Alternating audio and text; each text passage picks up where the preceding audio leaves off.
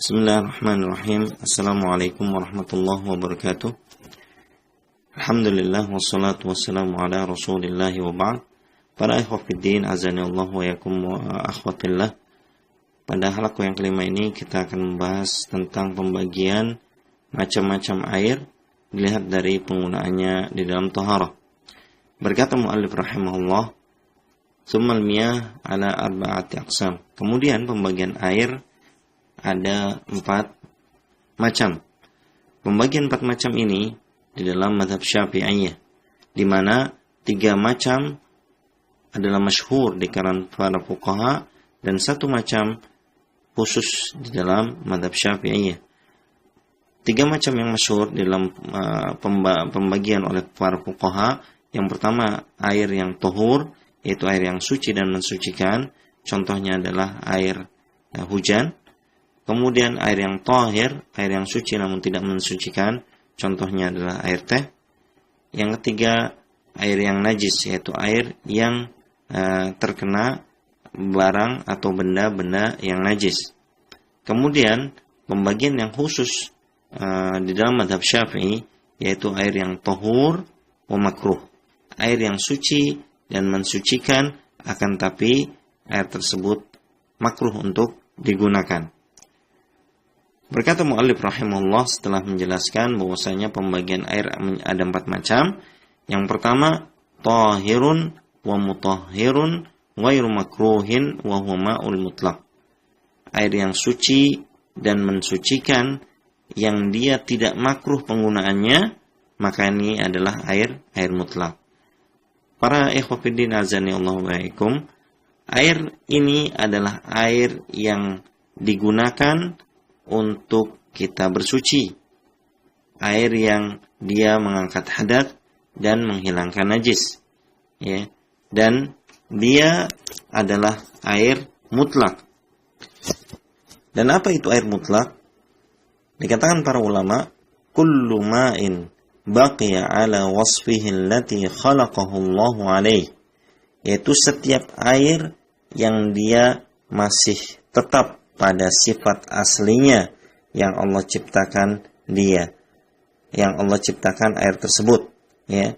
Maka ini disebut sebagai air mutlak, yaitu setiap air yang dia tetap pada sifat asli yang Allah ciptakan dia dengannya.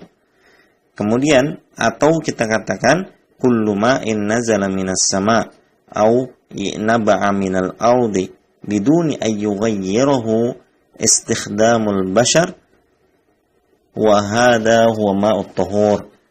Atau setiap air yang dia turun dari langit atau muncul ke permukaan dari bumi, ya, dan tidak berubah dengan penggunaan manusia, maka ini adalah air yang tahur atau suci dan mensucikan.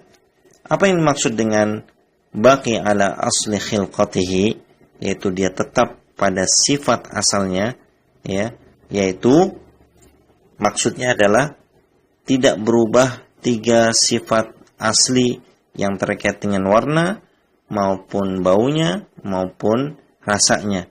Apabila berubah salah satu saja, maka air tersebut berubah dari sifat aslinya sehingga tidak bisa digunakan untuk bersuci.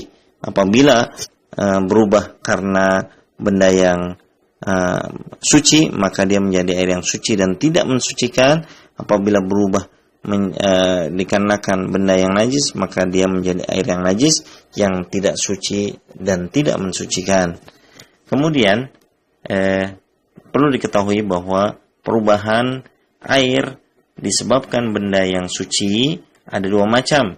Yang pertama, yang tidak mungkin dihindari, seperti misalnya air sungai yang mengalir di tanah atau di batu kapur, ya, atau di permukaan lain yang menyebabkan perubahan warna, bau maupun rasanya, ya. Walaupun berubah, akan tapi air tersebut tetap memiliki predikat tahur atau suci dan mensucikan.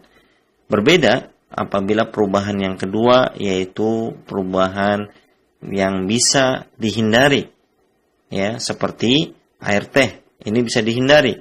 Maka apabila air kemudian diberi dengan teh dan berubah warna, rasa dan baunya, maka atau salah satunya, maka dia menjadi air yang suci namun tidak mensucikan. Oleh karena itu, air disebut air mutlak adalah air yang apabila kita menyebutkan kepada orang lain air, maka terbetik di dalam pikirannya air yang dimaksud yaitu air yang masih tetap pada sifat penciptaannya yang pertama kali. Demikian, kita akan lanjutkan pada halaqah berikutnya tentang pembagian yang kedua dari pembagian air. Wassalamualaikum warahmatullahi wabarakatuh. Wassalamualaikum